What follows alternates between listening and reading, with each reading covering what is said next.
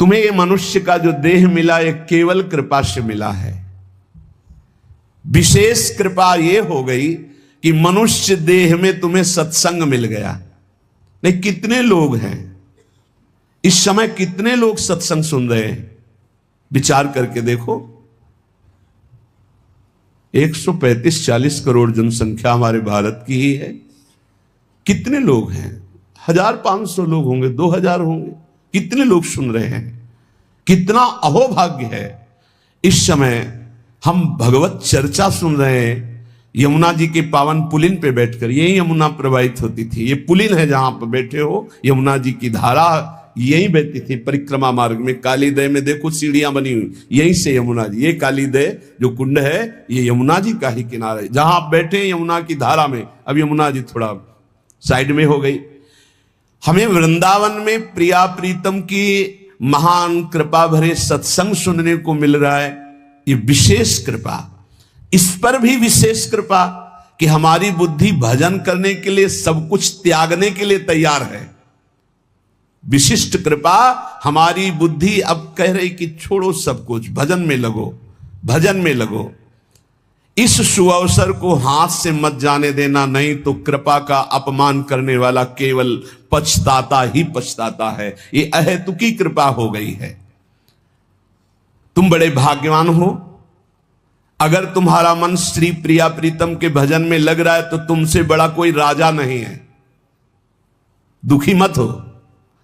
और जिनका भजन में मन नहीं लगा, भोगों में लगे, उनसे बड़ा कोई कंगाल नहीं। चाहे कोई कितना भी बड़ा धनी जमींदार, चाहे जितना बड़ा पदाधिकारी हो, यदि भगवान से विमुख है, धर्म से विमुख है, अधर्माचरण करता है और खूब ऐश्वर्य वैभव, तो उससे बड़ा कोई भिखारी नहीं, क्योंकि हाथ में कुछ नहीं लगेगा पाप के सिवा। आज तुम्हारा वास कमजोर है, तुम्हारे खान पान की व्यवस्था कमजोर है, तुम्हारा कोई साथ नहीं दे रहा है, संपत्ति भी नहीं है, लेकिन तुम प्रिया प्रीतम का नाम जप कर रहे हो तो कह रहे तुमसे बड़ा कोई राजा नहीं है। तुम बहुत बड़े धनी हो। देख लेना समय पर जब ये फसल अपना रंग दिखाएगी। भजन में तुम्हें कुछ त्याग करने के लिए हम नहीं कह रहे हैं। तुम जो काम करते हो धर्म पूर्वक करो। जो काम करते हो प्रभु को समर्पित कर दो और नाम जप करते रहो। शरीर को सेवा का साधन बना दो, मन को सुमिरन में लगा दो। आप देख लेना, अगर अहंकार नहीं करोगे तो तुम्हारा बेड़ा पार हो जाएगा। शरीर को सेवा में लगा दो। जो कर्म करते हो धर्म पूर्वक करो, उनको प्रभु को समर्पित कर दो और नाम जप करो। और अहंकार नहीं करोगे तो बहुत जल्दी तुम ज्ञान को प्राप्त हो जाओगे। तुम्हारे हृदय में ज्ञान प्रकाश हो जाएगा तो अहंकार नष्ट हो जाएगा। अहंकार नष्ट होते ही भगवत तत्व का बोध हो जाता है। देखो, तुम्हें कहीं भागने की जरूरत नहीं है। मन की दिशा जो भोगों की तरफ है उसे मोड़ करके प्रभु की तरफ लगानी है। तुम्हें जो ही प्रभु की तरफ अपने मन को, अपने मुख को मोड़ा तो बिना साधन किए करोड़ों जन्मों के पाप नष्ट हो जाते हैं। सन्मुख हो ही जीव मोहि जब ही, जन्म कोटि अघ नाशो तब ही।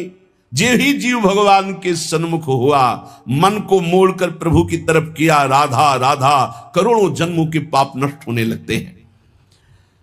जिनका भोगों की ओर मन है, चिंता, शोक, भय, दुख, जन्म मृत्यु ये नहीं हटेगा। चाहे जितना रुपया जमा कर लो, चाहे जितना भोग भोग लो, चिंता, शोक, भय, मृत्यु ये तुम्हें सताते रहेंगे। नरक के निंदनीय गर्त में तुम्हें गिरना पड़ेगा, महान दुख भोगना पड़ेगा। इसलिए तुम पर भगवान की कृपा हो गई है। मनुष्य शरीर, सत्संग, भजन की महिमा। अब आप अपने ऊपर कृपा कर लो कि भजन में मन को लगाओ। विश्वास करो, अपने को जो भजन में लगाता है